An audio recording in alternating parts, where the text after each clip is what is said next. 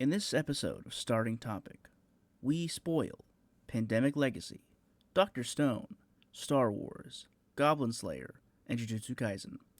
Viewer discretion is advised. Alright. Hey Ryan, you know what I hate? Everything?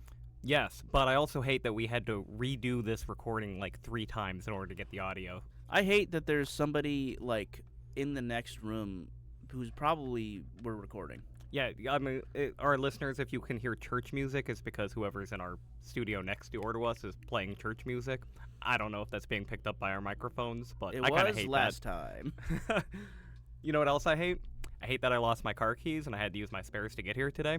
Oh, I would hate that too. You know what else I hate? I hate that I have to go to work after this. I hate that you have to go to work after this too. I hate that you have to go to work. Yeah, I hate working. I don't hate working, but I also kind of like my job and the people that I'm with. So, can you tell me about things that you hate today, Ryan? Yeah, because today we're talking about stuff we hate. Normally, when we do a podcast, we're actually fairly neutral at minimum. I'd say it's mostly stuff where we recommend stuff that we like and are interested in to each other and to our listeners. We're fairly positive, I would argue. Try to be. But today I was thinking let's do something a little special. So we're having a special episode where we just talk about stuff we hate. Yeah, and we just bitch and moan about all the stuff that I hate. I hate that this cursor is in the way and not off to the side. I hate that I did that. So, you know what we are going to end up talking about the most today, right? Because we made the plan to do the hater episode last week, and I'm like, okay, well, what are we going to talk about in the hater episode? And you know what we're going to talk about on the hater episode? We're going to talk about Star Wars. Okay, we're going to talk about Star Wars. We're going to talk about Star Wars a lot. You're going to talk about Star Wars a lot. We're probably going to talk about Bethesda games. Probably. I can discern a hate. I've come from that. Okay. I'm going to talk about. Oh shit, you got notes. I got notes. He's got a hater's notes. I'm going to talk about Dr. Stone. Oh man. Yeah. Also, it should be noted that the title for this page of notes is called Hate. It's just a list of hate. Goblin Slayer. I've never seen it, but I hate it. I know you do. I know you will if you don't. Final Fantasy. Okay. I like most of no, not most of them, because there's Final Fantasy, 15 now? I'm going to kind of branch into more of just shit JRPGs. Oh my god. And the thing I hate about JRPGs, I'm not necessarily saying every Final Fantasy's bad. Your favorite is the best one. Yeah, it's your favorite listener is the best Final Fantasy, definitely. I'm going to talk about Ark Survival Evolved. Never played it. You shouldn't. No? Well, maybe you should. Do you think I would hate it? Well, you would hate it because it's open world and survival, and I think you hate those just in general. I do kind of hate open world survival games. But it also has I'll tell you, I'll just read the note I have for this one. This studio has a monopoly on people's childhood love of dinosaurs, and it's terrible. That was Jurassic Park for me growing up, and it wasn't terrible. But you know what I hate? The Jurassic World franchise. And then finally, if you'll allow me, I want to complain about the end of Jujutsu Kaisen. Oh no. Yeah, you are watching it. You like the show. I do like the show. Are you telling me I'm going to hate it? I won't tell you every detail. I'll just tell you the actual last thing that happens. Oh no. And how much I hated it. And how much you hated it. Okay. All right, buckle up, listeners. Get ready to ride on the hate train. And maybe we'll do this again if we end up having to. I'm honestly, with the way my life has been lately, I'm pretty sure we're gonna have to get one of these out every couple of months. That's very valid. We could also do I have other ideas too. Oh, and episode things. We also, how about we start talking about with this, the board game that we do this week. Since we started doing a board game review every single podcast episode, we decided to pick one that we hate. Well, okay. It's not so much that it's hatred, because one, you don't hate it. No, I don't even know it if I'm being honest. Though I'm looking at there isn't much for art on the box, but on the back there's these chibi characters, and I hate them. This is just not very interesting artwork at all. No. We got it because the idea of this game. I thought you were there for this, but you might not have been. I think I played one session. I think I remember this. We got it because it's of two reasons. One, it's a thing where you build a town. Yeah. And it's had a similar vibe from that perspective as King's Dilemma, which we have tried to play multiple times and failed every time. Gotta hate that. Yes, but it's mostly my fault. But well, the reason it's mostly my fault is because I kind of hate legacy games. Yeah. kind of do. And that's what this is. This is a legacy game. Now, we can't do a real review because we haven't really played it. No, but we're going to talk about legacy games in general. And I'm also going to give this to somebody who will like it. So for our listeners who do not know, a legacy game is a type of board game that has become pretty popular ever since, I believe the first one was Risk Legacy, but the big one that exploded was Pandemic Legacy. Yeah, the one that we actually played. So the idea is that a legacy game is you play multiple games, over time, and every single game's results is, feeds into an ongoing story that affects, future games. So in Pandemic, we had... a pandemic that had zombies that kept on getting worse and worse and worse. Yep, and if we had to keep improving, and if we failed, we had a lot of setbacks. For the most part, you're still playing a game of Pandemic every time, but there's complications in each new game, and it starts becoming harder and harder to recognize it as classic Pandemic by the end of it. Yep. You have context. You have new context 7 weeks in that you didn't have week 1, and that kind of makes it interesting. So, we played through an entire Pandemic Legacy playthrough, all the games. We completed it from start to finish, and I think we got as good of an experience playing Pandemic Legacy as we could have. Ryan, what's your opinion of Pandemic Legacy? I fucking hated it. Ben was actually annoyed with me when we did it because of how much I hated it. I didn't hate it, but the more I reflect on it, the more I get it. Because the ending of it, spoiler warning. Yeah, spoiler warning for Pandemic Legacy. The ending of it is that you lose anyway. Yeah. The ending of it is that the world goes into apocalypse. It doesn't matter what you did. You just lost. We took months. I don't know how many months. I think it was only 2 months. It was a couple of months. We were doing it weekly. We were very, very consistent in our playthrough. And we found the strat to make this work because Pandemic's kind of bullshit as a board game anyway. Yeah, it's a very reliant on randomized features so that you can replay it over and over again, and some of the randomized features just fuck you. Yeah. They just fuck you. That's just how it works. So we found the strat. We found there's a specific character that we can play with that really improves the situation quite a lot. I can't remember their name, but they had a really overpowered We ability. named all the characters. Oh, that's right. I can't remember what the class was, though. Yeah. It was not in regular Pandemic. But we spent a long time using them, and that's how we succeeded a lot. And then one of the last few sessions, they removed that ability. That was really funny, actually. The fact that it worked that way. And then we were like, this is intentional. Yeah. And we felt so betrayed, and we couldn't do anything. And then we might have lost the last session. No, we won the last session. Okay. We won the thing completely. It's just that it had a very narratively unsatisfying ending because it's okay, you succeeded, and if we go by your total score or whatever, you got an above average, not the best you could do, but pretty good. And then the story is that the planet ends up in nuclear a pandemic holocaust anyway. Yeah, because Pandemic Season 2 is all about living in a post-apocalyptic world and doing Pandemic from there. So they had to have the story play out a certain way no matter how we were going to go about doing it. Well, they didn't. They could have just had it be, and the world's fine. And then Pandemic 2 could have been hey, shit just happened. Yeah, that's my other... Unrelated to you. Just write a story and not worry that much about continuity. It's not that big of a deal. Yeah. Old video games got away with it all the time. New video games are no, everything's got to make sense. Actually, you know what? Speaking of continuity, can we start talking about Star Wars? I do want to bitch about Star Wars. Okay. We can talk about Star Wars. I'm going to move this away from you a little bit. Yeah, I'm going to be extra loud today because my face is right up to the microphone in order to express my hatred towards all these things that I want to hate on. I'm just worried because our peaks I keep hearing the peaks. I don't know. I'm appreciating the buzzing I'm hearing in my ears as I shout into my microphone. I hope you guys do too. So let's talk about Star Wars. Specifically, digital de-aging technology. You want to talk about what they did to Peter? Is it Peter Seller? No, Peter Cushing. Peter Cushing. But not just Peter Cushing, just in general, They did it to Luke, they did it to Carrie Fisher. I cop out. I watched a video by Patrick H. Willems, who is a video essayist. We already did our video essayist episode, I don't think I mentioned Patrick.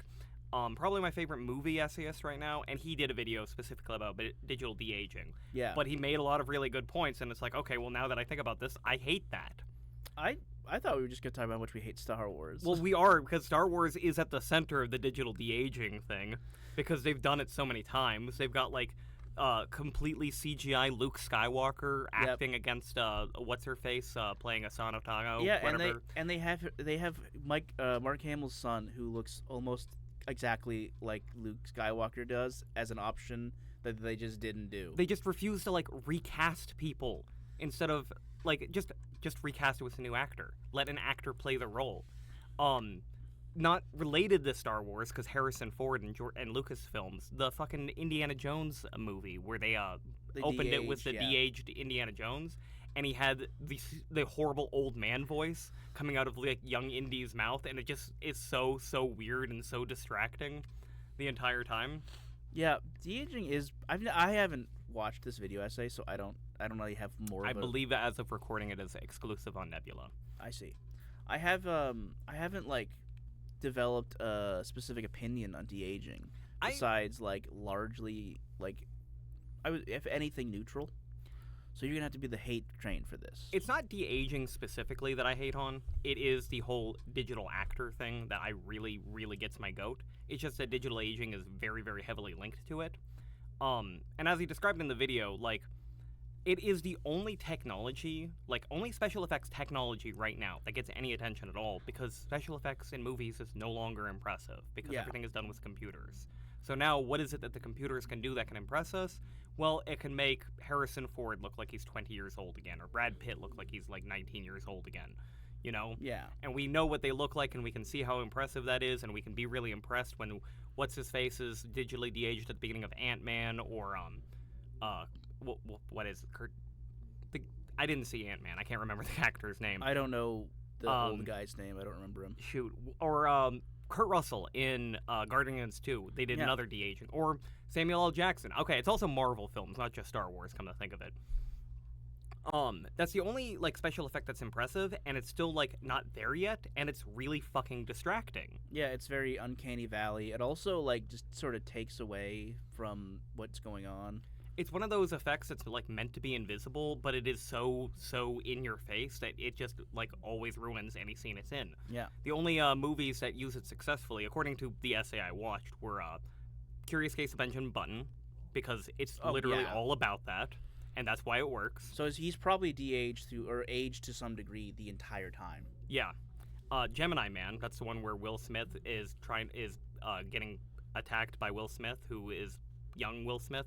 Like, young Will Smith is trying to kill old Will Smith. Like, that's the premise of the movie. I don't care about that. And, like, one scene in Blade Runner 2047 where they have What's-Her-Face, the actor, or the character, the female replicant. The droid? I can't remember her name. Yeah, I don't remember it either. I don't remember the movie very well. I remember liking it. But again, all of these, like, situations, like, they draw attention to it, and it's not as distracting.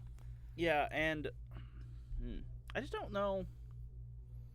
My thoughts on this are pretty much like, I don't see the point when you have other options.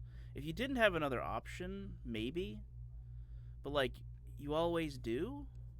The point, and that gets to the part that I hate, is when you get the examples like, you know, digitally recreated dead actors like Peter Cushing. Or Harold Ramis in that one Ghostbusters movie. It's like, these are people who are not consenting to having their likeness being recreated in these films. Having their likeness recreating in these films, and they're casting CGI characters instead of real people. Actors who could be working and who could be, you know, giving a performance and doing what actors are supposed to do.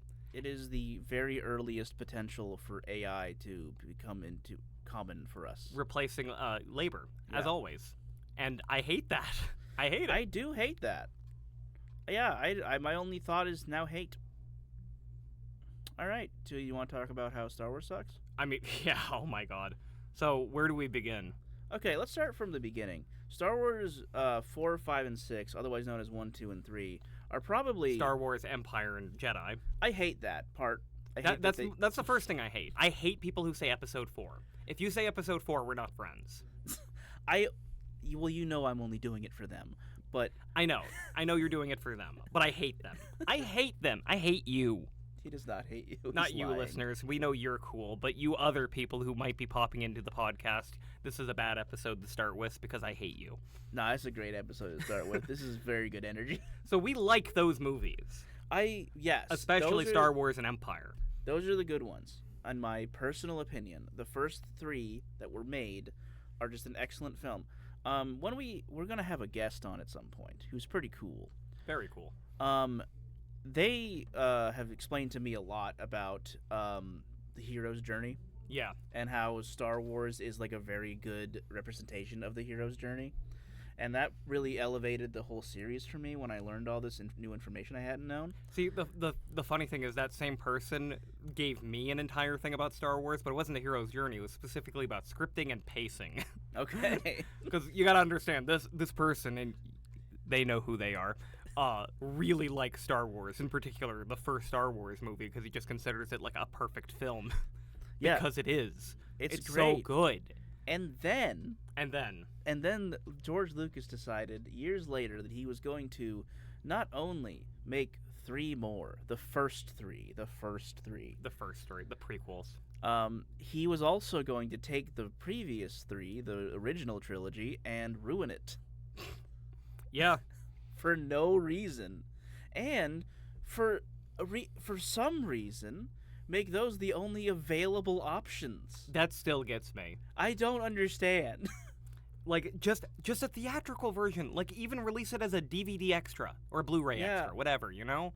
Like, it doesn't even have to be the main version, but, like, you can't just not have the original theatrical version option as an option. I am slightly convinced through my own thoughts, no other information, that it's just a dig at his wife, or his ex-wife at that. At his point. ex-wife, really? Well, his ex-wife is what made the first 3 Star Wars good. Oh, I didn't She know edited that. them. It's always female editors, too. Yeah. She took the slop that he had created, the garbage, and made it into watchable films. So, And then they got divorced. I don't know if you know this. So the original prequel, or the original trilogy, you know that it was originally supposed to be 9 films that he conceived? I Not did just not 3? know that. Yeah, so after the second one is when he decided, no, we're not going to make 7 more movies. We've already heavily compromised my ideas for the first 2, because you probably already heard about how, like, Han Solo was supposed to be like a guy with a robot head, and Yeah. Luke Skywalker was going to be like a 40-year-old guy, and C-3PO was going to be like a sleazy car salesman style character. Like, all these ideas that were originally in the original script got changed. That's what happens when you make movies. Things Yep. change. But, like, yeah, he scrapped his ideas for, you know, the 7 other movies, and just Return of the Jedi is, let's just rehash and finish this up, and let's just use the Death Star again, and Leia's now Luke's sister, and, you know, whatever. It's done. We're done. Yep. Ewoks, they're cute. Toys. It sells lots of toys. At that point, George Lucas is like, I am making billions of dollars in goddamn merchandising deals. That's the only thing that matters anymore. Hence why everything that came after that is just, let's just cram more shit into the frame that can be turned into a toy. Let's talk about the prequels then. I hate Briefly. the prequels more than any other film trilogy on this planet. I hate what I hate most about the prequels, because I've never really seen them, even when I was a kid, when I would have been loving them. Mm-hmm. They were never really in my life. But the thing that I hate the most about the prequels is easily the fact that people like them. Yeah, I don't get it. Okay. Look, like what you like. Ultimately, it doesn't matter. I'm not going to sleep at night knowing that a bunch of people suddenly like the prequels. But what I am going to say is... It kind you of keeps didn't- me up at night sometimes. You didn't fucking... You got no idea what you're talking about. George Lucas isn't like an amazing director. He's not a secret genius. He's not... He didn't like put in a thing where Jar Jar is actually a Sith Lord. He didn't do any of that shit. They're just bad movies that were kids' movies. I saw Phantom Menace dozens of times as a kid. I Yeah. saw it in the theater dozens of times. I went with my aunts and cousins over and over and over again. It's not like I hated the movie as a 10-year-old. No. You know, I liked it just fine, though I hated Jar Jar back then, as most kids did. Yep, everyone did. That's why he has much Like, it less... was a character for kids, except kids found him revulsive because kids know what's annoying, and they usually are the meanest about annoying things, you know? And then, like, they reduced his character significantly in the next 2 because obviously... Because obviously, I hated Attack of the Clones as a kid, and then when I saw Revenge of the Sith, I remember, I did see it in theater, but I remember the car ride. It just hit me. I'm like, I'm gonna go finally see this last Star Wars movie. I can't remember the last time I was just so unexcited about Star Wars. Star Wars is dead to me. I'm going to the theater. I'm going to watch this one with Grievous, the character that was introduced in the Clone Wars cartoon. The Clone Wars cartoon was cool as fuck. Yep.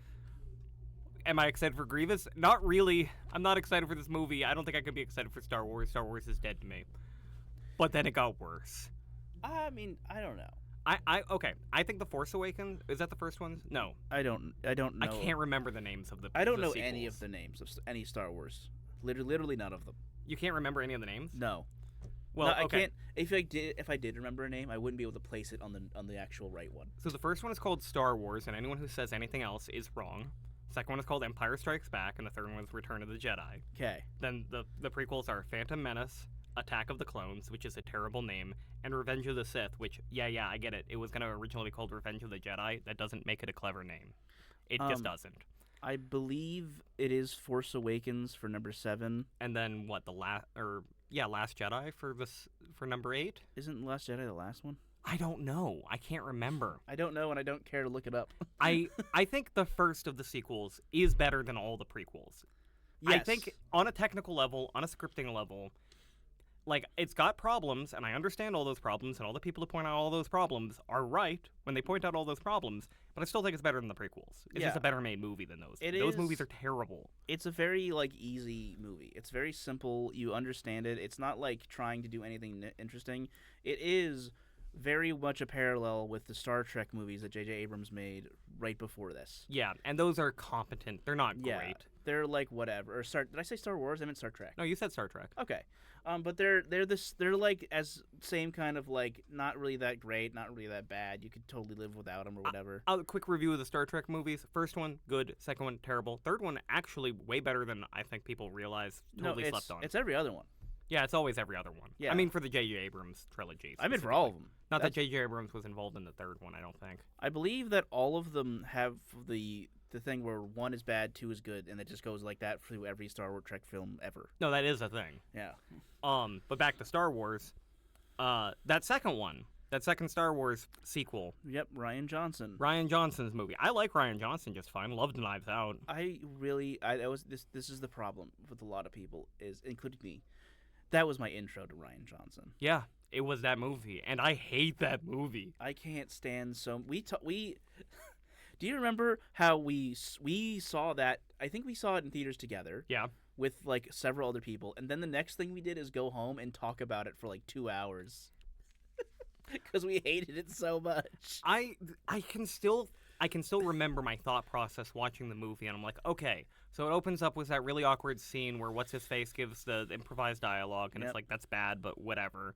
And then they get to the premise with like the chase where they can't make a jump because every time they jump they get immediately caught out, so they're Yep. just flying as fast as they can, and they're afraid they're going to run out of fuel eventually. I'm like, okay, this is an interesting setup. How are they going to solve the problem? Are they going to like beam onto the other ship? Are they going to do like a sabotage mission, kind of like the Death Star thing from the first movie?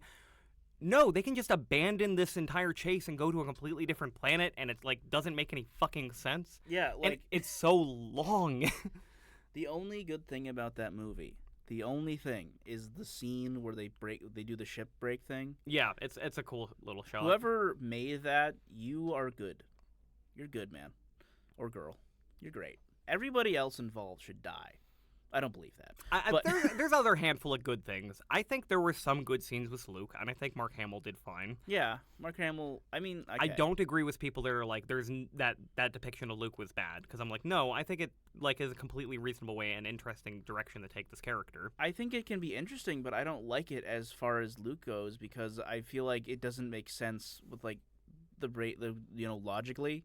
Like how the whole plot line of him, I sense evil in my nephew. I'm gonna murder him. That's the part that doesn't make any sense to me. The part that makes sense to me is that there was some incident. We'll just pretend we don't know what it was because the one that they gave us was terrible. But we'll say that there was some incident, and now Luke is a jaded old man, and he lives depressed on an island as a hermit. That works for me. I could deal with that. It's just the throughway for which we get here, which I can't seem to ignore, is terrible in every way. You know what I hate the most about the Rian Johnson Star Wars movie, though? I hate its haters.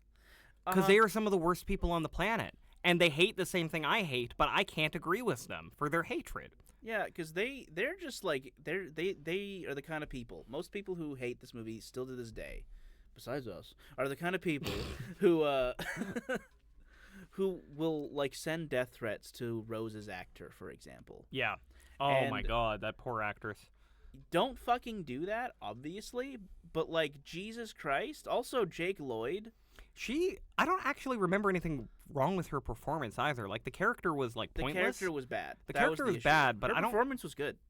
like as it was written. Yeah. It was Her Ugh. performance, she did great. She did exactly what she needed to do. It's just that her character doesn't make any fucking sense. the more every incident of like people getting mad at actors for characters for what a character does, like it drives. I hate it so much. It drives me insane. Joffrey, Yeah, or Skylar White from Skylar Breaking White, Bad. Jake Lloyd. I think I mentioned him a second ago, but You did. Yeah. Oh my God, Jake Lloyd. Jake Lloyd left acting. So did Joffrey. They both left acting because of the hatred they got for the characters they played. And the Joffrey one is particularly sad to me because he did an amazing He job did of playing a such a good character that job. you are supposed to hate. He did an amazing job playing a really a horrible character, which is supposed to be a horrible character. But they were like, but a bunch of people were like, "You're terrible. I don't like what you did to Sansa." And then he's not even like as bad as the guy who did the thing to Sansa. Yeah. And that dude is, I'm pretty sure, still an actor, but he's also like an adult, so he could probably handle it a little better. It's a literal child that they bullied. Yes. And speaking of Jake Lloyd, he was Yes. bullied out of his like school because he played Anakin Skywalker, and he didn't do a good job. No. He was just a little kid But in also, a movie. he was just a little kid, and the person directing him was George fucking Lucas. The worst character or the worst acting director I think in Hollywood. Almost certainly. That's got to be one of the worst. Like you cannot direct actors. It's why he had a second director in Empire Strikes Back. Why Empire Strikes Back is so much higher quality than most of the other Star Wars films. Yes. Yes.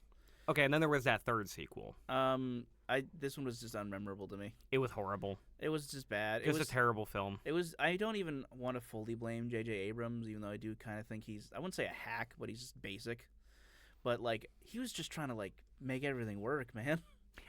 It's his own fault. He does. So you know what the first indication that the Star Wars sequel is going to be bad? Because rewind a bit. Like I said, I thought that first sequel Was was it fine. Force Awakens? I think it's Force Awakens. Yeah. I think Force Awakens was fine. Yeah. In fact, I liked it. But there was one person who was like, I don't know if this is going in the right direction. And that tipped me off. And it was a guy who reviewed music. And he was going through the soundtrack of the movie. And he was like, okay, well, when you listen to Daisy Ridley's, what's her character's name? Rey Skywalker. Ray Skywalker, yeah. Rey, as of Skywalker and whatever the... sorry, I'm getting frustrated over Star Wars. When you, like, listen to her theme, it's like you can't really... The story is in the music. Yeah. All right? John Williams knows what's going to happen. He composes the music based on what's going to happen. When you incorporate so-and-so character's theme into so-and-so other character's theme, it's because you know those characters You're are gonna going to be interact, related yeah. in some way. And he's like, okay, well, the music in The Force Awakens is kind of all over the place. It sounds like he doesn't know what is going to happen, and he's just leaving a bunch of options open. Because they didn't know what was going to happen, he literally just created tons and tons of possible plot threads and be like, okay, And then gave it here's to the another sequel. guy. And Ryan Johnson was like, okay, I guess I'm going to try to make something interesting. And he tried to make did. something interesting. Like, That was his whole attempt. The Last Jedi is a movie that is trying really hard to be interesting.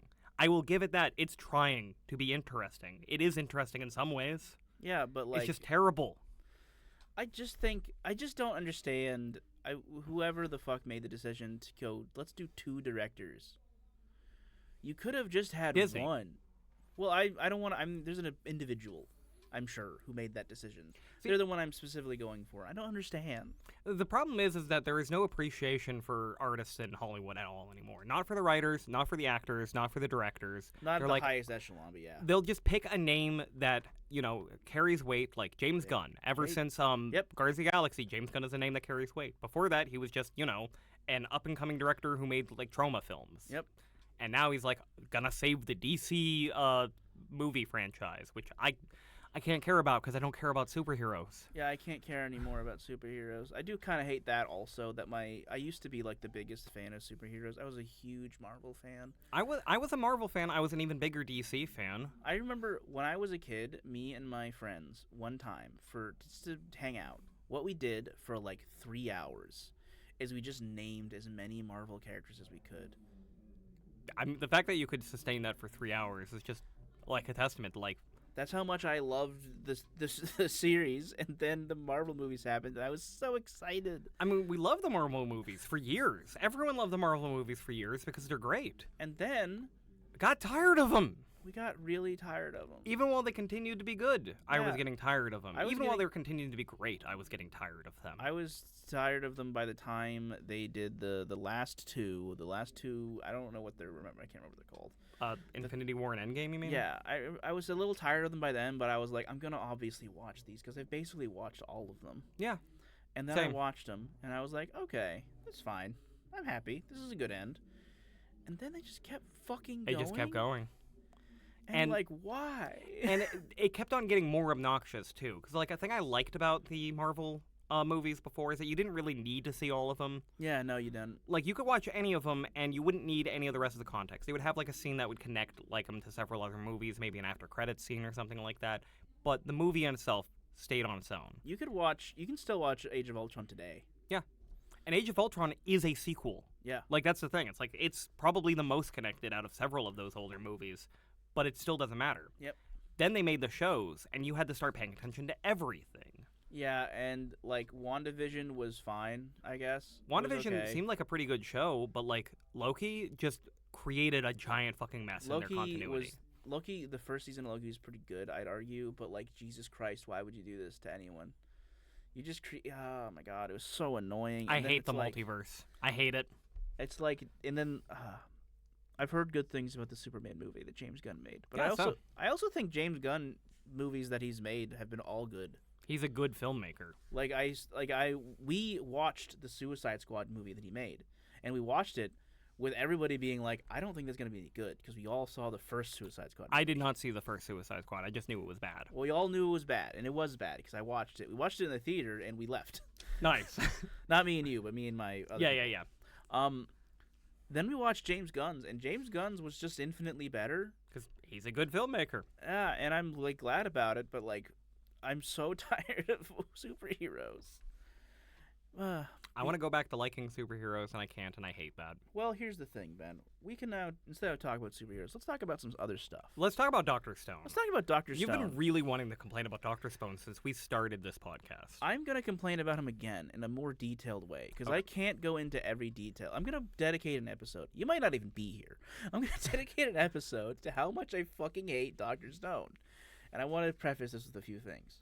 One, when I was coming up with the animes I'd hate, I didn't come up with any that were like not super well known. Mm-hmm. I didn't mention like Redo of a Healer, which is like the worst fucking thing ever because if you don't know about it, don't look it up. It's not worth it. It's just shit.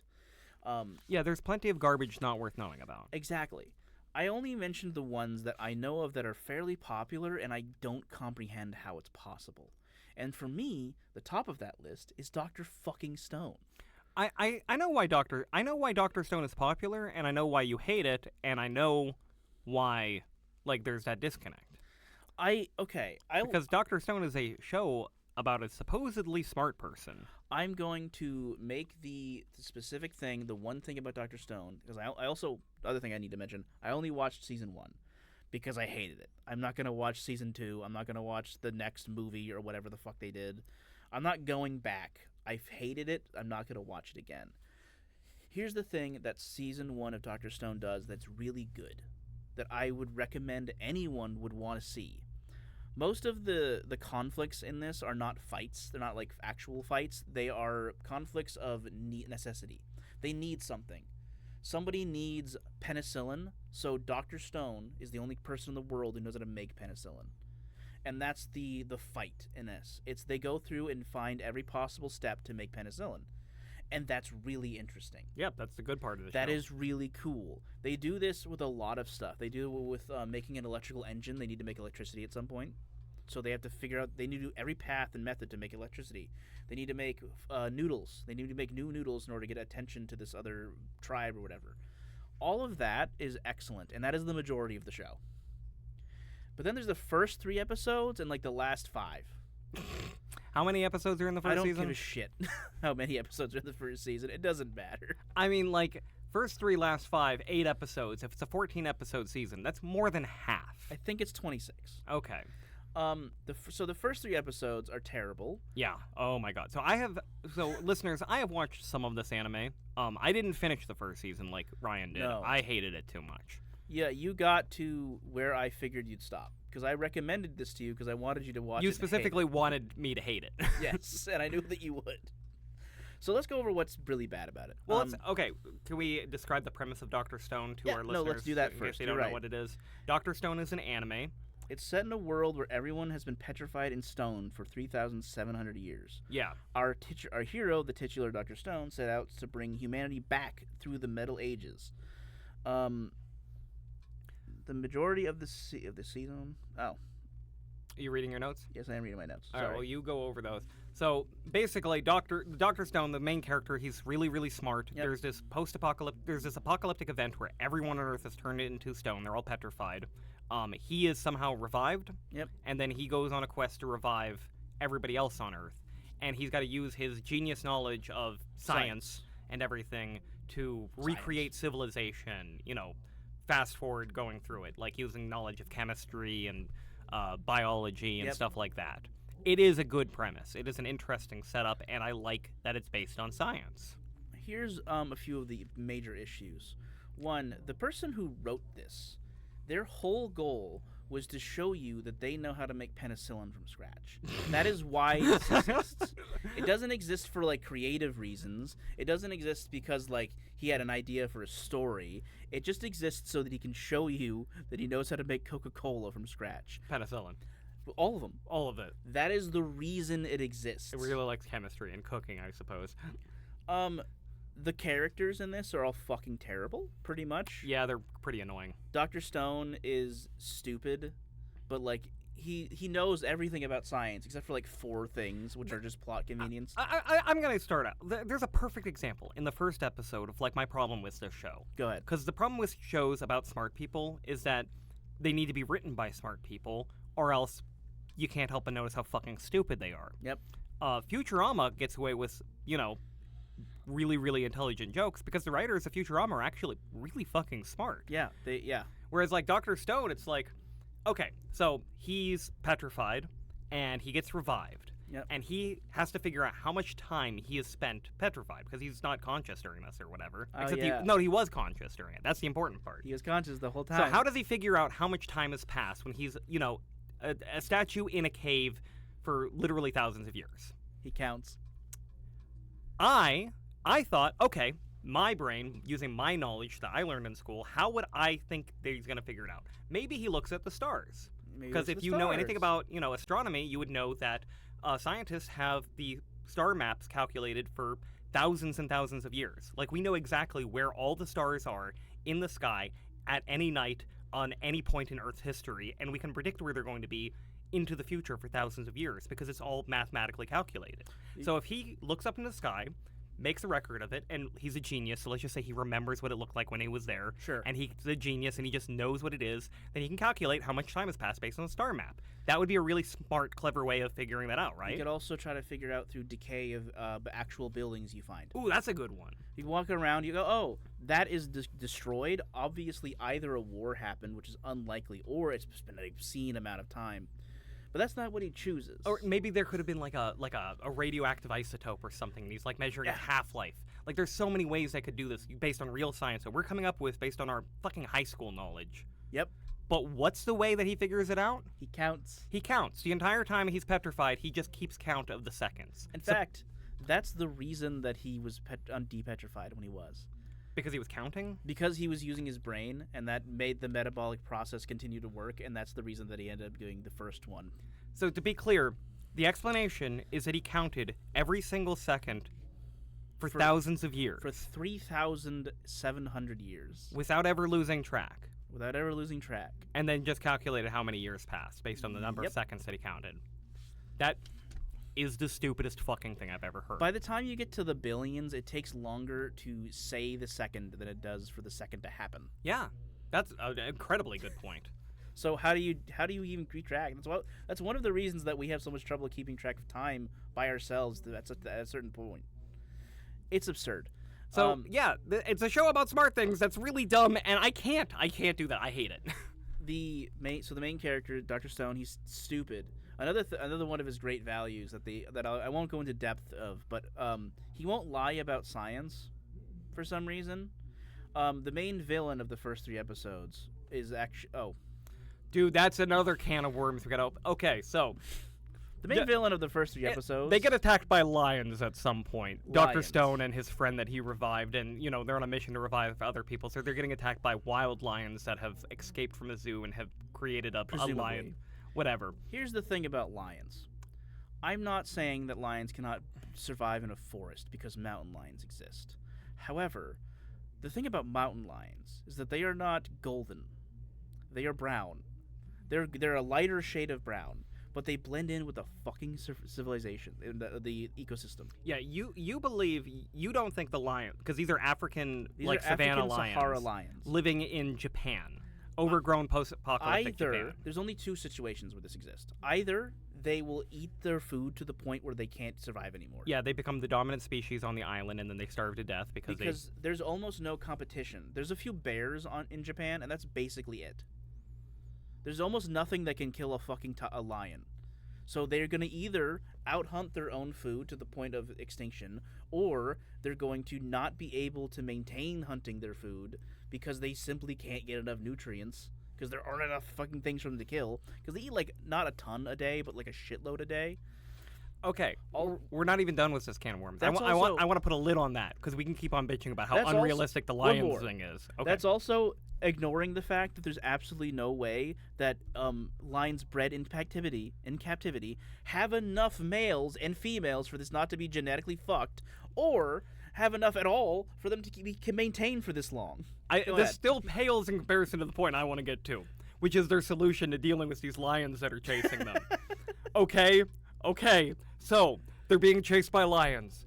Sorry, I'm up against the microphone again. They're being chased by lions, and Dr. Stone's friend, who I don't remember his name, is like, okay, I know what to do. We gotta get this guy to save us. Who's this guy? This guy is this famous high schooler from back before the post-apocalyptic event that was such a notorious badass that he could beat anyone. So let's revive him, and he'll beat the lions for us. They revive him, and he beats the lions for them. and then he fells a tree with his bare hands.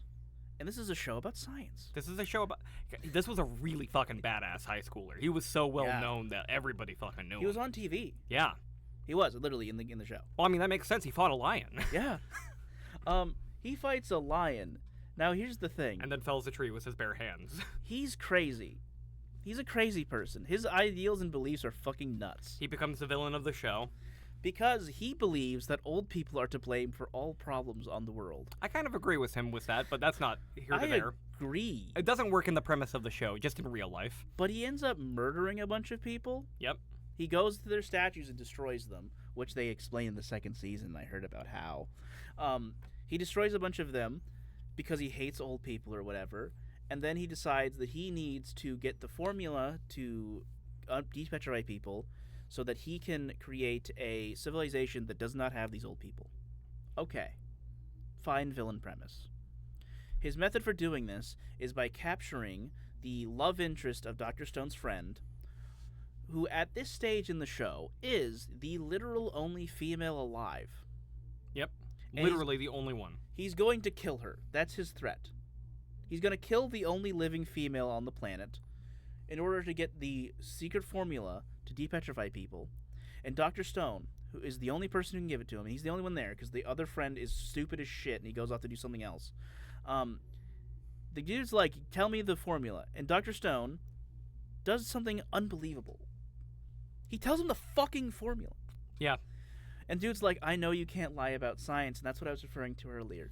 Like, what does that mean? You can't lie about... It's not lying about science. He's not like, grossly misinforming him about, like, the way the world works. He's not, like, gaslighting him about how chemistry, like what a fucking catalyst is, how a reaction works. He's just lying about the recipe of an ingredient list. It doesn't make any sense. That's not the same as lying about science. That's like, I'm giving you my fucking, like, chocolate cake recipe, and it's a fake. I didn't give you my secret ingredient. Yeah, and also That's not like, lying about science. Also, you're allowed to lie if you're saving somebody's life. I'm just telling you that. This is a moral. I'm morally grandstanding. If you need to lie to save a life, you're allowed. Always. It's always okay.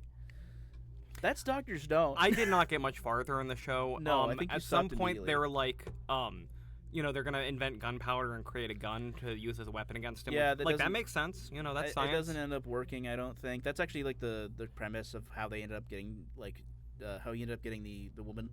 So what happens at the end of the season that you said was so bad? Okay, so they go over like the preamble of what happens with to the Earth from the perspective of Dr. Stone's guardian, who isn't technically his dad, I don't think, but I don't really understand this relationship. And he ends up going to space during this period. He's in Okay. space. He's on the International Space Station. While he's up there, the world gets petrified. Okay. Okay, fine, right? Well, all the people up there, because there's like 6 of them, they need to now get off of the space station and go down, because otherwise they're gonna die. They get off the space station. They choose. Where do you think, Ben? Let's assume that I'll give you their explanation. The petrification begins like they see a ring go around the whole planet Okay. of green that petrifies people. That begins the polar opposite part of the Earth on the other side of the planet to Japan. Where do you think they land? In that spot, Like, Japan. What do you? That's where they try to land. They land all the way on the polar opposite side of the planet from Japan. No, they land in the ocean on the coast of Japan. Okay, that makes sense. It almost makes sense. The problem is that there's China, which is like literally right next to Japan. That's a giant landmass that would make sure you don't land in the ocean. I mean, you can aim your ship where They it can't lands. because they have to do it manually. Oh, I see. Because they don't have communication to Earth at this stage. They have to do it manually. So they're doing it manually, and they end up choosing to go in Japan. You know Japan, that tiny little archipelago off the coast of Asia? I was gonna say usually like their water landings are the standard. Like landing in the ocean is like what There's astronauts one big do. problem, though. If you What? land in the ocean, your hatch can turn upside down. Yeah, well that's why it's weighted in a certain way. So Well, that the in hatch this will always case, be on the top. the hatch turned upside down. The first people who went down. That's a problem. That's a problem that they made up Uh-huh. because that's something that scientists have already accounted for. Uh-huh. Well, they land in the wrong side up. Okay, and then they get fucked. And then the next one come down, because there's 6 of them.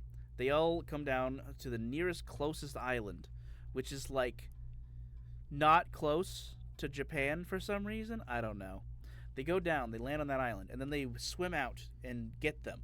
I don't know. They don't explain how it's possible for one human, because there's only one guy, for one guy to like change the buoyancy of a giant fucking space capsule and get the thing right side up so they can save them. They don't go over that.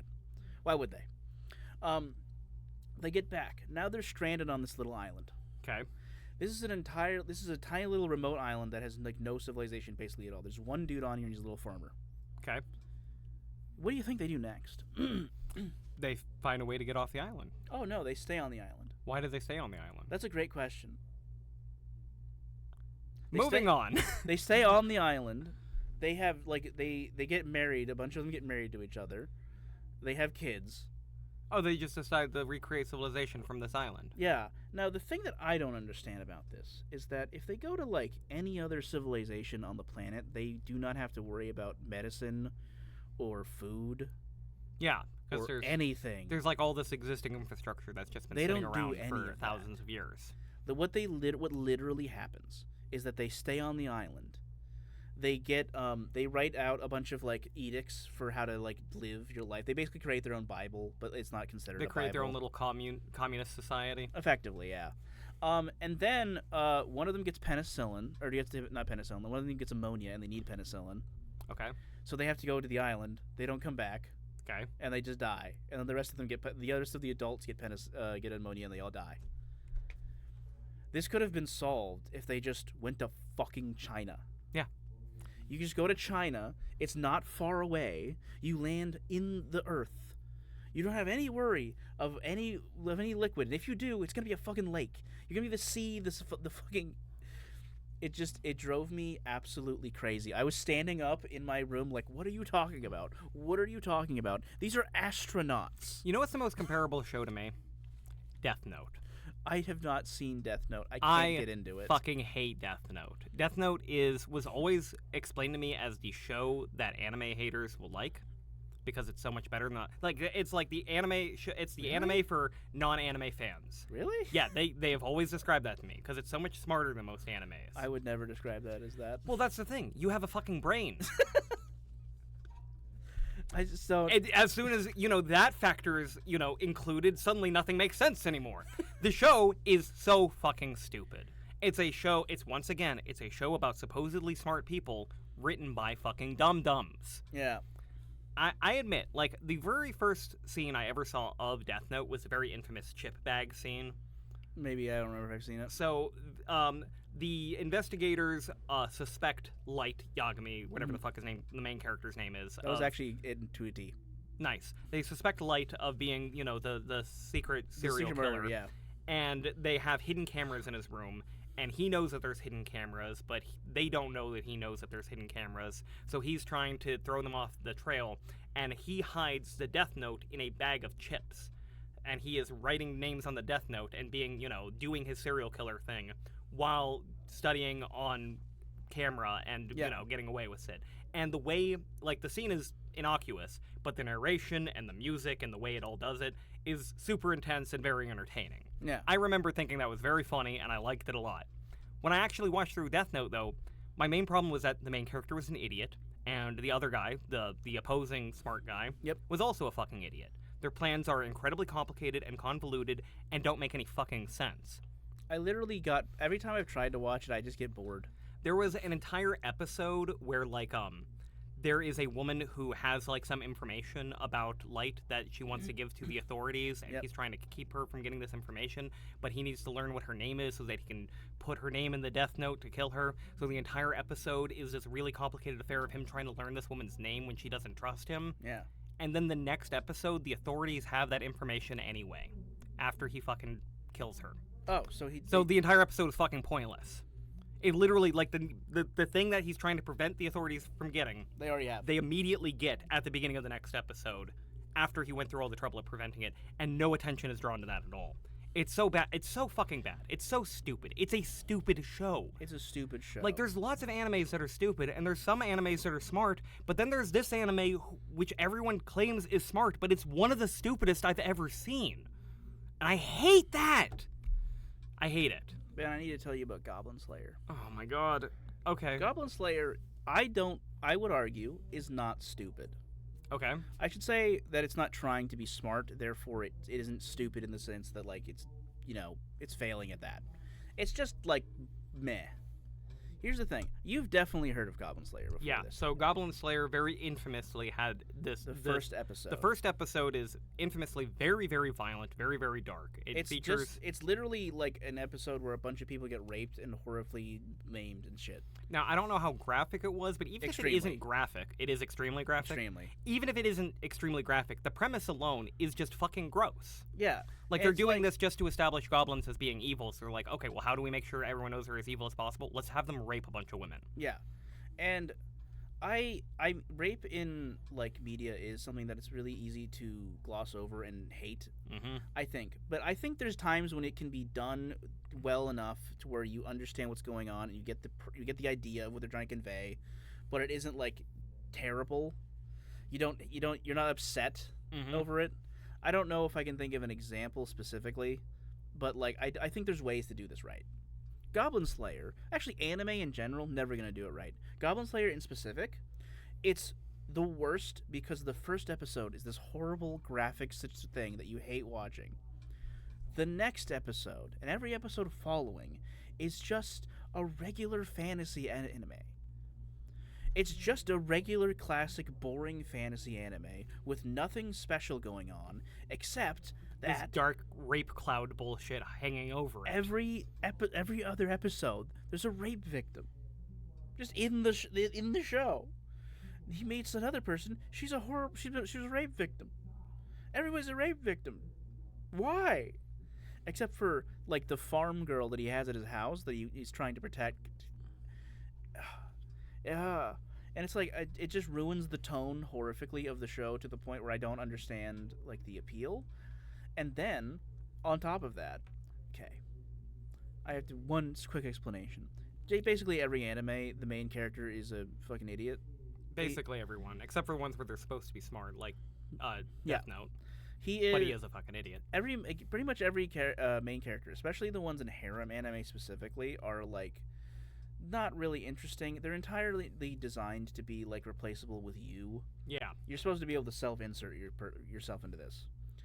I accept all that. I'm fine with it. If the show is good enough, I won't care. This ends up turning into a harem anime, except the main character. I hate that. The main character is, and I mean this politely, the most like end level autistic person I've ever seen in representation of media. That's saying a lot for anime. And I want to make clear, if it was just like that and nothing else, I'd be fine with it, because it's probably a fairly good representation of someone who's borderline nonverbal level autistic. Okay. He doesn't understand like most social norms. He doesn't understand basically anything. But also, at the same time, every single female in the entire world wants to fuck him. It doesn't make any fucking sense to me. And it doesn't make any sense when most anime characters, every character wants to fuck them, because all he's done is been nice to someone once. Never makes any sense. In this, it's like, what are you even attached to? He goes on a date and gets ice cream with one of the girls, and like there's zero chemistry on display for us. Mm-hmm. Usually they attempt. Usually there's something where they're like, oh, we talk about the flavor of ice cream and it's like so cute. It's not even that. He's literally just basically nonverbal, and it doesn't make any sense. You remember the episode of Avatar: The Last Airbender where Zuko goes on an ice cream date with that Earth Nation girl? It's worse than that. No, that episode's fantastic. I'm using Yeah. it as a positive example of I'm- like what chemistry looks like. I'm saying like Zuko even in that episode was fairly like stiff, because like Yeah, but she brings it but out. Avatar is a really well written show. Yeah, but she brings out the things in it. She brings out the excitement in him a lot in that episode. In this, it's just nothing.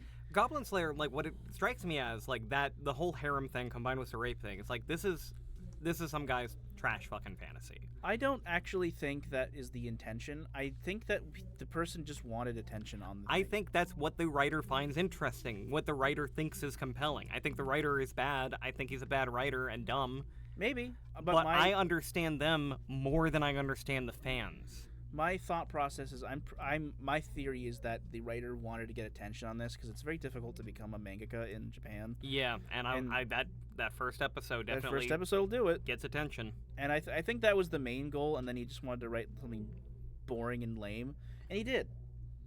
All right, Ben. You got any more anime though you hate? I have one anime that we can talk about, but I need your permission. Oh no. Oh, you mean Jujutsu Kaisen? Jujutsu Kaisen.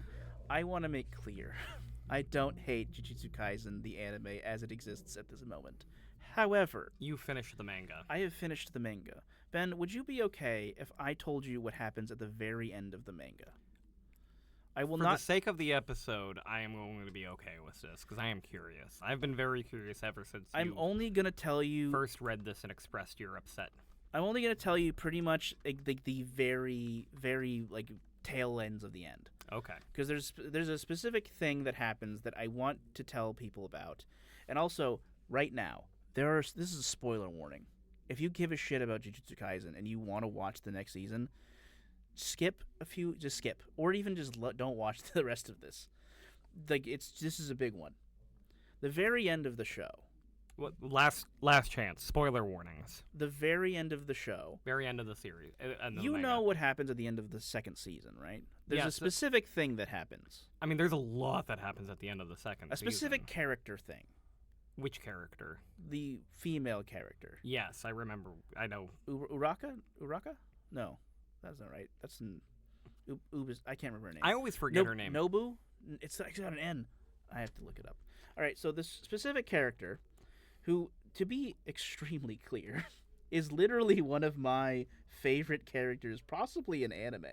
I mean, one of the things I like about Jujutsu Kaisen in general is that it's got a lot of Well, I mean, all the characters are pretty great. It's got lots of really good characters. Nobara Kugasaki. Nobara. Okay, so Nobara is an amazing fucking character. She's literally one of my favorite characters in all of anime because she represents both like strong female characters who are just a strong person. She's strong, she's capable, and she's also extremely feminine. She loves femininity. And I think that those combination of things, especially in Western media, tends not to be as representative. Yeah, when you take like her quirks, they're so interesting and unique. It's like, okay, she's a megalomaniac. Yeah. How often do you see a quirky female megalomaniac character who is obsessed with fucking shopping and like she's hilarious. Yes. One of the best characters. Great. She's one of my favorite characters. So at the end of the second season, what has currently already aired on television, her life is up in the air. Like, we do not know if she's going to live or die We have based no on idea. what has been shown. To our understanding, she could pretty much be dead. So the fact that it is a cliffhanger kind of thing makes me think she's not going to die immediately. If she's going to die, it's going to be, sometime in the beginning of the next season. Here's the thing. They don't talk about her or mention her basically at all, besides a brief thing in like what would be the next movie or season. Okay. Until the very end. I'm talking like the last 5 chapters is when she shows up. So this is the part you're going to spoil to me. Yes. She literally is just not a character. What the heck? Someone left their Facebook open. She's just not a character at all until like the last. I think it's literally the one of the third last issue. Is it because there's a time jump and No. you're just supposed to presume she's dead? Nope. They want you to presume she's dead. They make that clear within the next movie. They're going to be like something. There's a very minor piece of dialogue where Megumi is It's a like, girl's name. Yes. That's how I always remember that one.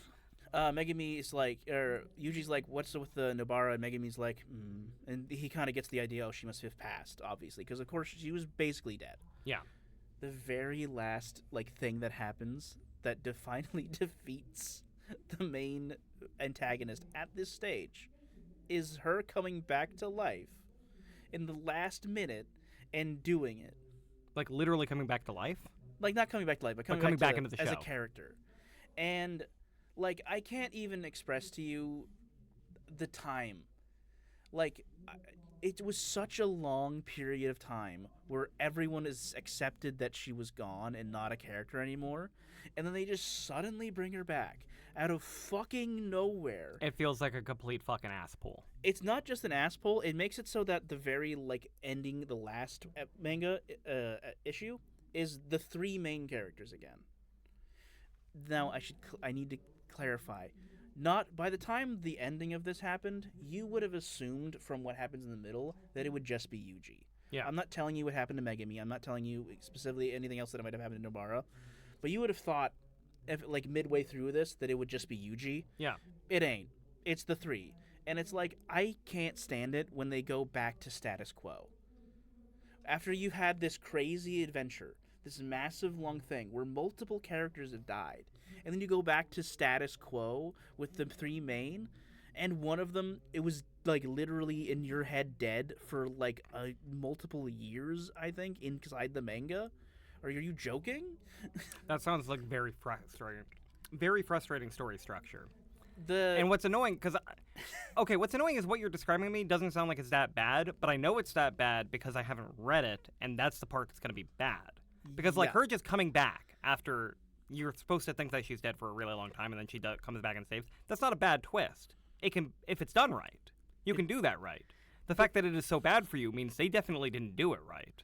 It's just the way that it all presents, and the fact that the fight between the main villain, who you probably know, but I just in case you give you some aspect of unsureness. Okay. The fight between the main villain and the good guys inside of the manga lasts, I don't know, maybe a few hours. For you and me, the listeners who were reading, the first issue of this fight to the last issue was over a year. A year's worth of issue. Yes. Is this a weekly manga series? It was weekly, but they would skip a few weeks. Okay, but we're talking about under four issues a month for 12 months, so 24, 48. We're talking about just under 40 issues. I think it probably. might be 100. That's a lot. That's a lot of issues of one fight. Dude, it lasts for such a fucking long time, and the whole time. That's like an entire two know that seasons thing- of television. You know that thing you hate in anime? That thing where they just stand around describing shit. Yep. That's a lot of it. Yep. That's actually half of it. Just exposition. Just we're going to have exposition. The fight is Because- not interesting, so we have to have exposition to explain why it's supposed to be The interesting. fight would have been interesting without the exposition. It's always how it is. So that's the Jujutsu Kaisen spoilers. I didn't go into more depth. Okay, what I just read pissed me off. What, your own notes pissed you off? It wasn't my own notes. It was a Discord notification from a friend of mine who was talking about the Battlefield 6 portal, and I was pointing out I was gonna try to play Battlefield 6 beta before we came here, Yeah. but it had 131,000 people in line before me, so I couldn't play it. And I was really pissed about that. I posted it to Discord, and the first dude said, "This is a good thing." Why is it a good thing? Because he's saying they stress test the servers so they wouldn't be fucked at launch. I hate people like that so much. I'm so tired of the bootlickers. Like, he's not wrong, but, like, they're always finding some excuse to say that it's... I just said no, it's not. Yeah, so that's Jujutsu Kaisen. That's Battlefield 6 a little bit. I don't actually hate Battlefield 6 yet. I haven't played it. I have a couple more notes. Ben, do you have anything you want to talk about what you hate? That I hate? Yeah. I mean, there's stuff that I want to talk about. Like, we're gonna probably talk about Twilight Imperium in our next episode. Oh, yeah, almost definitely. I hate, the timing of that because a new expansion was announced right after we did our Twilight Imperium episode. Yes, and then I want to talk about Metroid really, really badly. And literally, it was Metroid's anniversary, turned 39, like, 3 days ago. oh, So it would have been a very, very good time to talk about that, but it was bad timing for that. I definitely want to talk about Metroid, but these are things I love. What are things I hate? How about just, like, the video game industry in general right now? Because there's a lot to hate there. We haven't talked about Bethesda games yet. Oh, we haven't. Okay. We still got, like, a half hour or so. Lore for viewers. I loved Bethesda. They were my favorite studio. When I first played Oblivion, which is my first Bethesda game, or no. Yes, it was Oblivion. I fell in love with it immediately. I loved it so much. It was so much fun. It was so much different than everything else I had played. Nothing else was comparable. I didn't play open world games before this. Like BioShock, I played BioShock. I played Ratchet & Clank games, played Sly Cooper.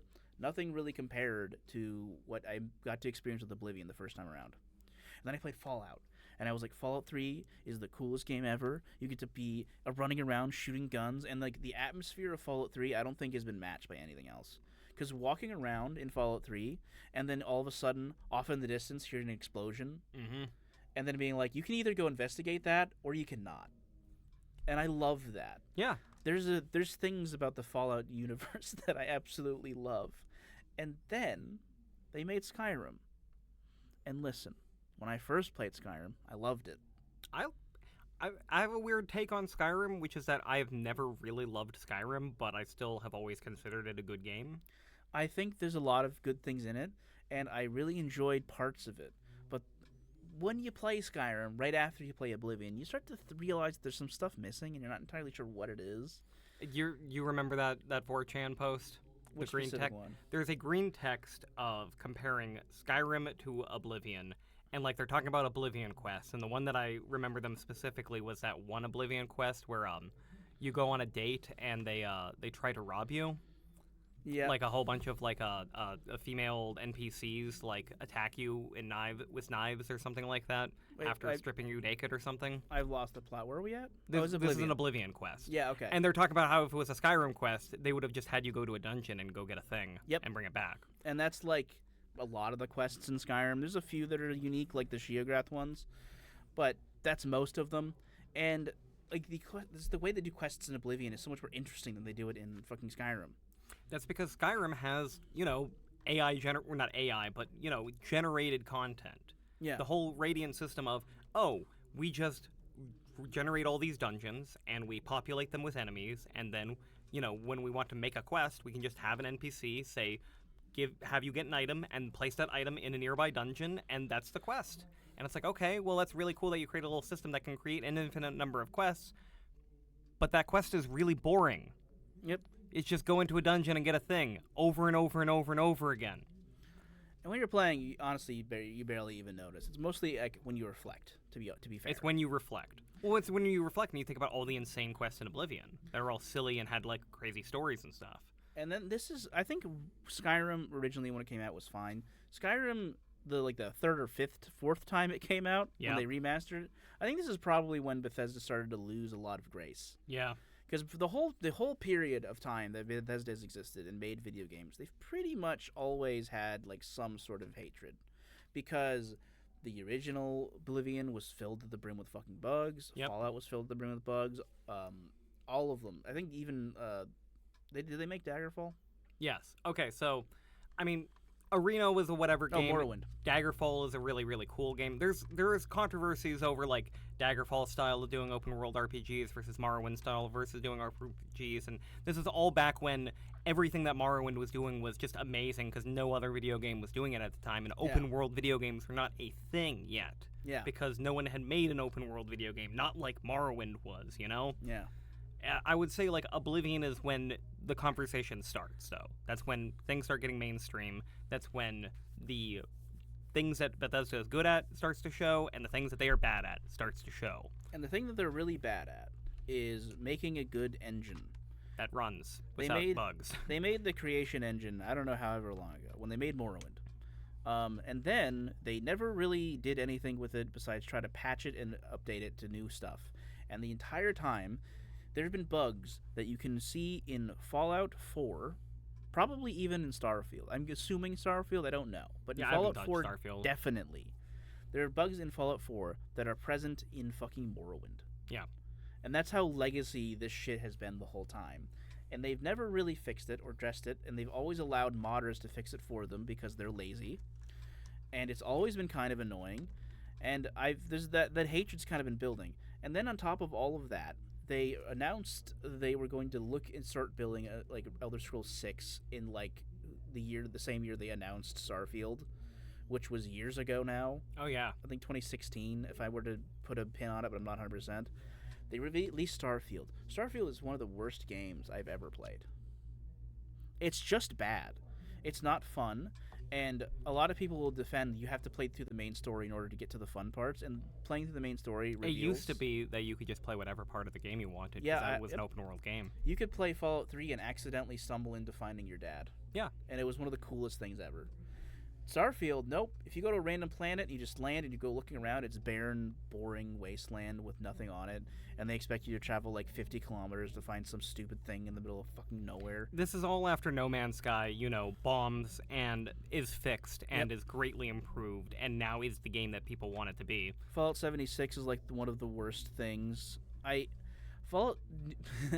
Okay. No Man's Sky is a game where when it released, I was like, this will never be good, and they proved me wrong. They put a lot of effort into it. Sean Murray really, really tried to make a really good version of this game that he promised, and I want to commend the man for it. Yeah, but he Fallout opened up a 76. horrible can of worms. Fallout 76 wants to do the same thing. I hate that so many people are just okay with shit fucking game launches and them getting fixed later. This just became a trend.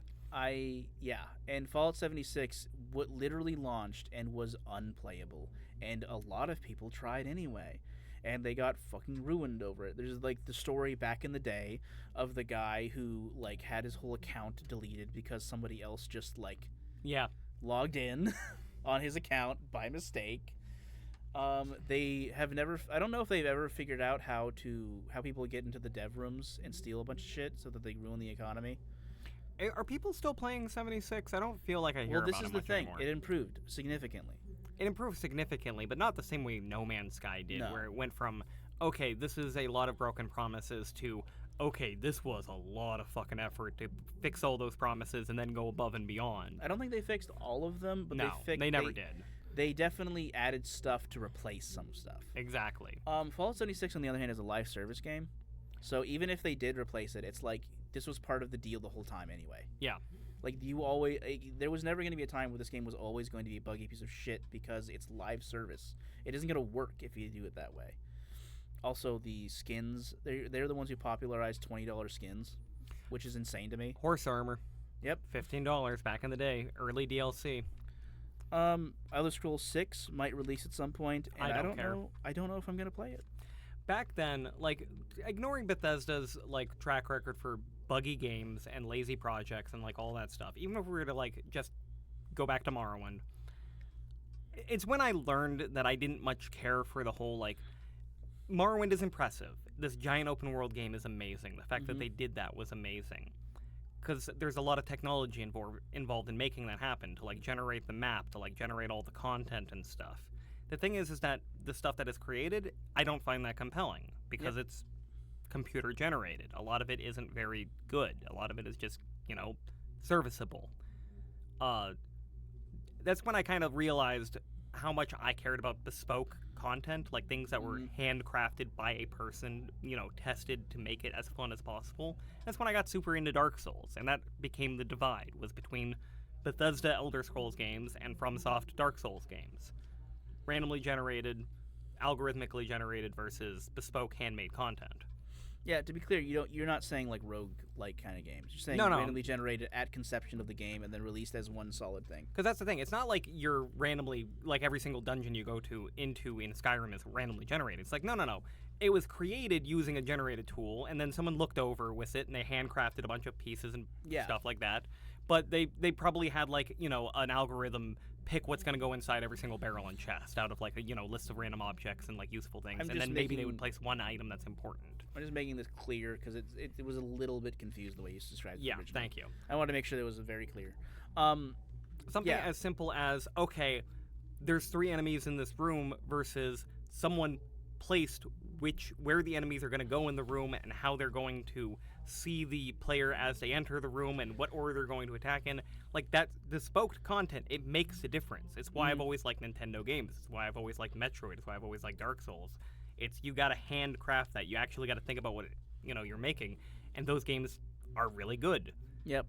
Yeah, and what I like about them is we've talked about Joseph Anderson before. Mm-hmm. He did his 4-hour-long video. It's actually like 3 videos, but they account to 4 hours, about Fallout 4. And in those videos, he described like the primary gameplay loop of the Fallout games, which is kill, loot, repeat. Yeah. And I really am into that specific method because it almost ends up being like immersive simmy in the sense that you can enter every situation totally differently. You can go in guns blazing, murder everyone, or you can go in sneaky, or you can like have your companions go in. You can do a whole bunch of stuff, and that's the thing that I really liked about Fallout. And then I played the best Fallout game, Fallout New Vegas. Then the one that's not made by Bethesda. No, it's just literally better. It's got so many mechanics that the other games don't have, like the fact that you can disguise yourself as enemies to try to infiltrate their base. Yeah. It has like weapon modification mechanics, which Fallout 3 didn't really have. It really improved, and then on top of that, it has a really amazing story, well written, characters and dialogue that's just better. And that was kind of like the beginning of me recognizing how bad Bethesda actually is. Because like, this is like great, and ever since it's come out, they have like shunned it. They have taken nothing from it. They've learned nothing from it. And there's a lot of rumors circulating that a lot of people in Bethesda, a lot of higher ups who are still there, hate it. Mm-hmm. And it's like, how? And then Obsidian hasn't really lived up to the New Vegas hype either, because they released the devs that came out that were there making a New Vegas have left. Yeah. A lot of them. And then they made Outer Worlds, and Outer Worlds was mid at best. Outer Worlds is not even a suitable replacement for Fallout. No. And they're making Outer Worlds 2, and I don't know if anyone's excited. I just want to say how much I hate people who claim that the video games industry is stronger than it's ever been. That the state of video games is better than it's ever been. Well, okay. I'm not one of those just people. Bethesda. I'm not one of those people. But I am the kind of person that says whenever there's negative people who go, the state of video games is the worst it's ever been. I think it is. I think that you have a point because I know you, but most people, I think they're only looking at AAA. I'm talking about AAA. I'm talking about indie. I'm talking about the entire goddamn industry. Yeah, but most... When I say that the games industry is in a bad fucking place, I'm talking about the whole fucking thing. Mm. When they say that it's the best thing ever, they only mean one thing. They only mean it. They mean they mean that they have played games they really like. Okay. That's it. Everyone who always claims that the game industry is better than it's ever been is because the best games that have ever been made have come out recently. Because that's how it works. Technology advances. We fucking, base what we make after our experiences from the things that came out before, so they're only going to improve upon. And no matter how good or bad the industry is, amazing games are going to be made by talented people. Agreed. That doesn't have any bearing on the state of the industry. It's going to happen. Yep. It's inevitable. Things like Hollow Knight are going to come out of fucking nowhere, whether you want them to or not. And, it's amazing that it happens. The fact that Minecraft exists is fucking amazing. Mm-hmm. Like, Grand Theft Auto 5 is not my thing, but, I get why people think it's, one of the greatest accomplishments in gaming history. Yeah. Or that new, the God of War reboot series is fucking amazing. I get it. There's really good games that are coming out. But the industry... But the industry is fucking, there's so many studios closing. There's so many people getting laid off. Fucking Roblox is this cancer on the goddamn fucking, children's gaming fucking side of things. People used to think it was Fortnite, and then Roblox took off like crazy, dude. Roblox was already bigger than Fortnite all along. It's just nobody was paying attention. Yep. And Fortnite. Fuck Fortnite. Fuck Fortnite and its fans. I'm not that blasé on Fortnite. I think if I was 12, Fortnite would be the coolest game that ever existed. It's not the game, it's the storefront, Sure. It's the entire marketing strategy. It's how they fucking, because Fortnite isn't a shooter, it's a big social media network site for kids where they buy thousands of, skins of different characters from properties from all over the fucking thing and interact with one another. That's what that game is. It's about their rotating FOMO fucking loot box setup to get people to spend money. Yep. That's not... It's a horse racing simulator, It's just gambling.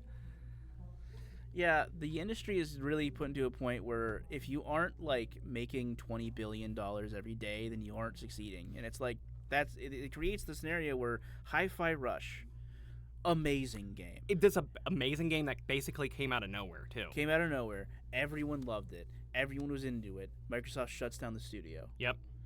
I don't even understand the rationale, because even if they aren't making all of the money, they're making enough money, and they created you a new franchise that you can use that isn't fucking Halo, the corpse you keep beating to death. The Halo series. So everything about Marathon really pisses me off, because I have appreciation for the original Marathon series after learning more about its history. Sure. Marathon is a really interesting game series that is really underappreciated just because Never heard of it. It was on Mac computers. That's why. I see. That's the big thing. But it was the precursor to Bungie's Halo, and everything that people love about Halo. Marathon did first. And they've had this alternate reality game style thing of the Marathon universe has been extending since the original game all the way till today. Yeah. And now they released this new game called Marathon, and it is the worst fucking piece of shit that anyone has ever goddamn seen. Did it release? No, not yet. I don't think it's gonna get released at this point. I believe some Studio X got fired. There was all that controversy over the stolen assets and the plagiarism and stuff like that. Yeah. And I mean, anyone who saw the trailer saw it. It's obviously has nothing to do with Marathon, the original series. Sure. I was just wondering, isn't it a battle royale? Yeah, it's I don't know, it's a live service. Oh no, thing. it's Who not a cares? battle royale. It's it's Tarkov. It's what's that series called? Extraction shooter. It's an extraction shooter, if I'm not mistaken. I don't care. It's a live service thing, and the live service thing is just another indication to me about how bad the games industry is. All right, Ben. Go ahead. Keep going. Oh, well, you got something you want to say? I was gonna move topic, but I want you to continue. I could keep on talking about the games industry for a while.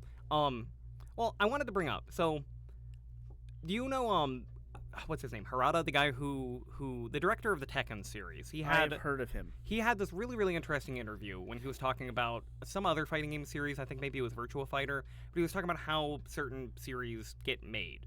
For him, it was, under Namco Bandai. But I could read between the lines, and I think it's just kind of a thing in the Japanese gaming industry right now. Yeah.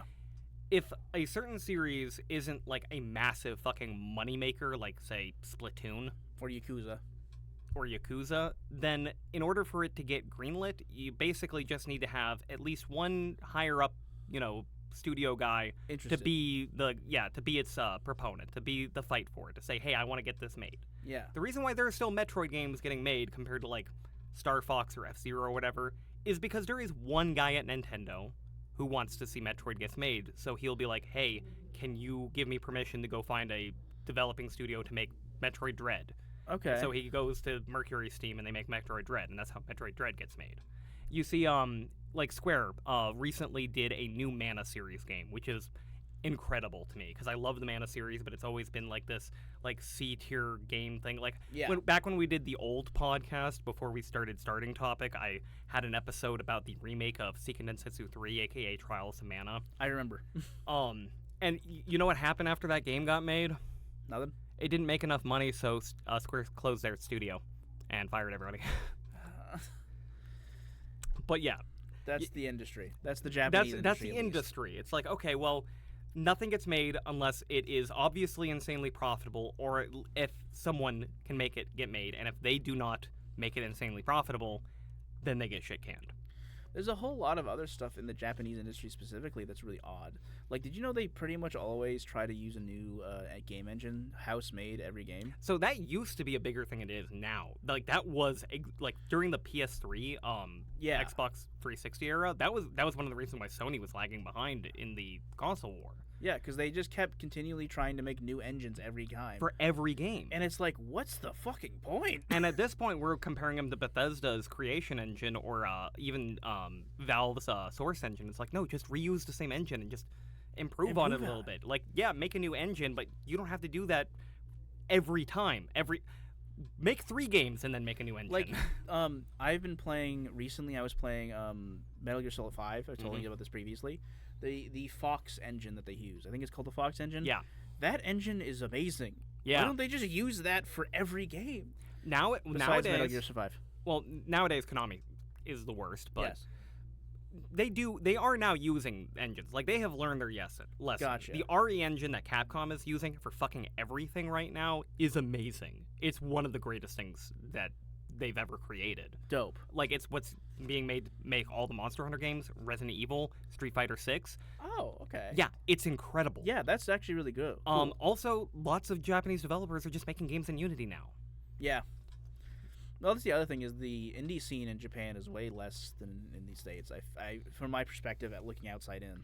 It depends on what you mean, because there is, in my opinion, like a more successful underground indie scene in Japan.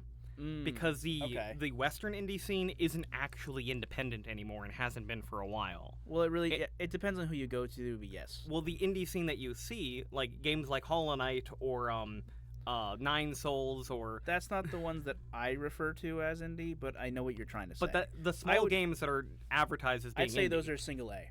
Single A, yeah. And then there's double A, which is like Hellblade Titsana. Well, literally a couple of days ago, Nintendo had a Nintendo Direct. Their Indie World is what they call it, and that is literally where they showcase their small games. And the very first game they showed was it Silksong? It was Mina the Hollower, I think it's called. It's a new one by Yacht Club Games, who made Shovel Knight. I'm really excited for that one. Yeah, that'd probably be cool. But it's not an indie. Yacht Club Games made Shovel Knight, getting officially promoted by Nintendo. No, it's not indie. That's not an indie game anymore. Yeah, I'm talking shit it's just low budget. It's just pixel art. I'm talking shit like Nubby's Number Factory. That's an indie game. That's an indie game. A bunch of whatever the fuck NL's been playing for the past 2 months has been indie games. Yeah. That's the sort of shit, when I think about indie games, that's what I'm talking about. I wouldn't consider Nine Souls an indie game. I'd just say it's single A, if anything. But that's the thing, is that the industry is officially selling these things as indie games, and that's how most people understand it. We talked and about it's this. Dishonest. We talked about this when I think we talked about it on the podcast, the semi-ramblonic that Yahtzee did about the games industry and the games awards specifically. Yeah, which is also they want to sell indie games as being AAA games, like younger brother, you know? Yeah, and that's not really what's going on. Indie games are often like making fun of you, like the oldest one, the first indie game arguably I ever bought was DLC Quest, where the whole game is like you can't even like start the game until you get the DLC that downloads the start button. That's pretty good. That's pretty. Funny. It's a funny little like irreverent type thing. But yeah, that's the games industry, and I want to talk about one more kind of game that I hate. What I have written is Final Fantasy, but that isn't strictly speaking true. We're talking about JRPGs. JRPGs. So, here's the thing. I have a couple of things specifically with Final Fantasy. When I was a kid, my mom loved Final Fantasy. Really? She was a huge Final Fantasy fan. She played through Final Fantasy X multiple times. I think what stopped her was Final Fantasy 14, which I've heard is bad anyway, so that's why she doesn't like the series that much anymore. I mean, Final Fantasy 14 was the MMO that they had to literally remake because it was so bad, but No, then the remake... It's not 14 then. Unless there's a 14 that isn't an MMO, which no. might also okay, be the well, case. one of the things I hate about Final Fantasy is that Final Fantasy 11 and Final Fantasy 14 are just MMOs that don't fit in with the rest of the games. It might be Final Fantasy 13. Like, they should not be... It probably was 13. Yeah. It was almost definitely 13. That was the one with Lightning. Yeah, it was 13. Okay. She hated 13. Anyway, if it's an MMO, it should be a spin-off, damn it. Yeah, it yeah, should yeah. not be a numbered title. Dragon Quest did the same thing. Anyway, when I was a kid, I really hated watching my mom play Final Fantasy for like 8 hours when I wanted to play Spyro. So my hate boner for Final Fantasy is generational, to be very clear. But ultimately, as I've grown, I've realized it's not really Final Fantasy that's the problem. What I really hate is boring, shitty turn-based combat that is not interesting and takes up way more of your time than what actually is interesting in the Final Fantasy games, which is the story and characters. I think we're going to have a fight. That's okay. I think we're going to have a fight. Because I also wanted to point out, I don't hate every JRPG. You recommended me one that I actually think is very good, which is No Life, whatever it's called. I have no idea. I It's cannot Life, remember. and then the opposite. Oh, Live Alive. Live Alive. You like Live Alive? I played Live Alive, and I thought it was really cool. Because the thing that I dislike about JRPGs in general is that a lot of them really don't expand or try to make anything interesting. But Live Alive did. But Final Fantasy VII didn't. Okay, I'm going to argue against this because I think I've played way more JRPGs than you have. You absolutely have. Like, period. I actually have been a fan of the genre, but my big thing is that I like old JRPGs. I fucking hate new JRPGs. And I would argue that actually they have tried to change up the formula quite a lot, and that they have just done it badly. Quick question. When you say new JRPGs, are you referring to the ones that tried their best to do menu-based combat as like split in with real-time combat? I mean in terms of like a generational, like literally newer JRPGs. Okay. Because the biggest defining thing for me about newer JRPGs are less memory limitations and better translations. Mm. You see, a thing about old JRPGs is that they would have kind of janky translations because back then on old cartridges, some of the things that took up the most amount of space was just fucking text. Yeah. And these are super, super dialogue-heavy, story-based games that have tons and tons and tons of writing. So they had to be cleverly written in order for you to get I mean, you say conveyed. clever, but honestly, they had to just try to get the information fit in there that they could, because the English characters take up so much space, more space than Japanese Gotcha. letters do. So they're trying to fit in as much information in like single words that you'd have entire sentences in Japanese. And Ted Woosley, the guy who used to do translations for Square doing Final Fantasy, would just fill it with Star Wars references because he loves Star Wars. Okay. Now, though, they can just do an official translation because text takes up no fucking space in terms of the game, like compared to everything else now. Okay. And they can just... Bravely Default is one of the worst written games I've ever fucking played. Like, there is this one scene that goes on for so long where this bitch is giving this super long monologue, and it is so fucking boring. And it goes on and on and on and on. And I'm like, this is everything I've ever hated about anime. This is everything I've ever hated about Japanese media. It's this really bad writing that is then translated directly into English and is made worse because of it. Because of how much more like how much longer it takes to even say in English. And that didn't used to be a problem because it was just badly translated crap that they just had to get the information out. Like, in hindsight, yeah, Final Fantasy VI is this amazing story with amazing characters or amazing writers, but when you were a 10-year-old kid, you saw the shadows of it in this old translation, and it was good for you. Now, you're just seeing what it actually is, and it's bad. It's long, and it's boring, and it's badly translated. It's bad. This was going to be another point I was going to make, is that the other thing that I hate about JRPGs is that they often have... The thing that people usually like about them is going to be the story. Yeah, and I hate the stories. I hate the stories. I I've think- started to really hate the stories. And I think the stories are also pretty bad. They're getting longer and longer and more bloated. Like, I think about, like, Xenoblade Chronicles. That's a trilogy of games, and playing any one of those 3 games is terrifying to me because of just how big of those games. It's like if Breath of the Wild had 1 billion story missions you had to play through. Yeah. Like, no, I don't want to do that. Especially when all the writing is so fucking terrible and they take forever to fucking get through every fucking dialogue scene.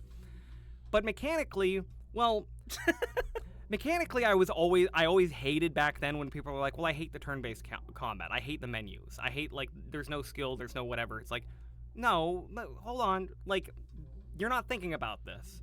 We like D&D, okay? We know, like, what the limitations are that they're recreating, and there is a way to make this interesting. I think classic, like, Final Fantasy Classic Dragon Quest doesn't get enough credit because people overlevel. Yeah. And it is a resource-style management game where if you play underleveled, there is an actually interesting puzzle to solve. Yeah. It's just that it's really easy to solve that puzzle by just leveling yourself.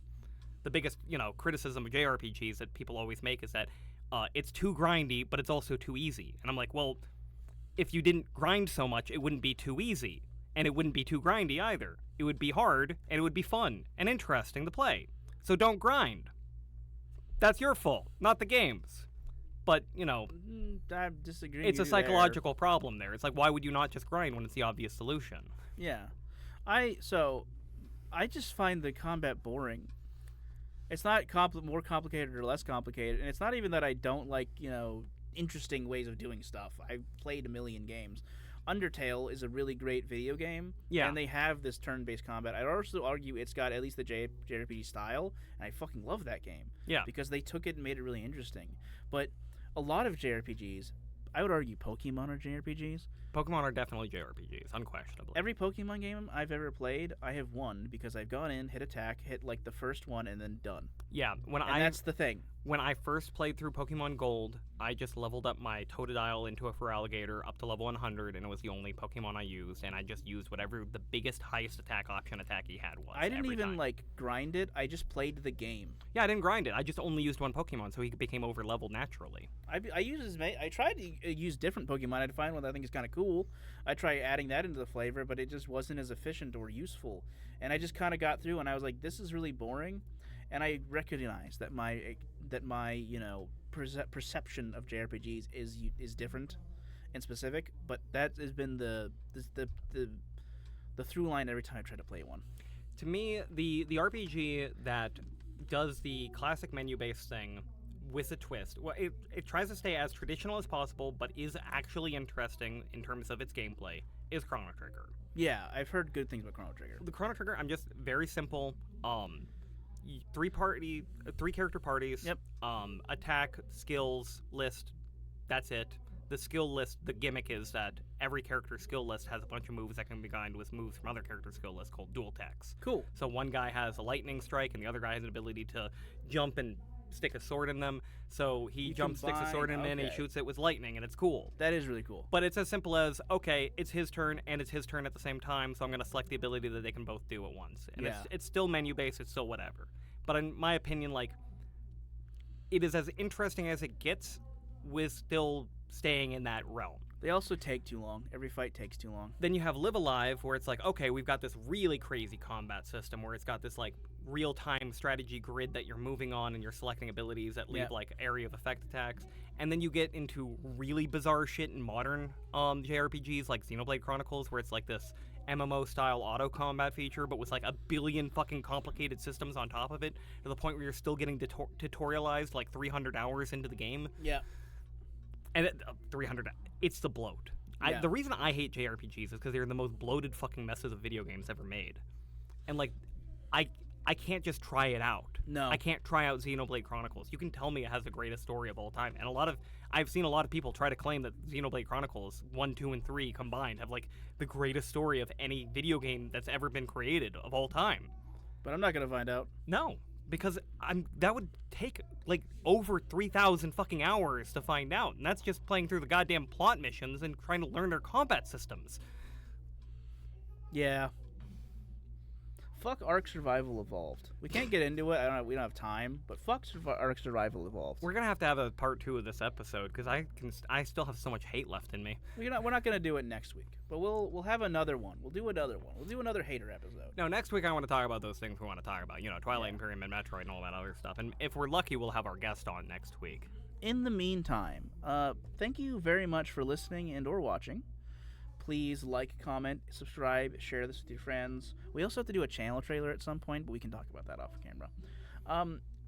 Make sure you do all the cool stuff, like all that. You can find us on Spotify. You can find us on iHeartRadio. iHeartRadio. Yep. Thank you very much for checking us out. Bye. Bye, listeners. Keep on hating.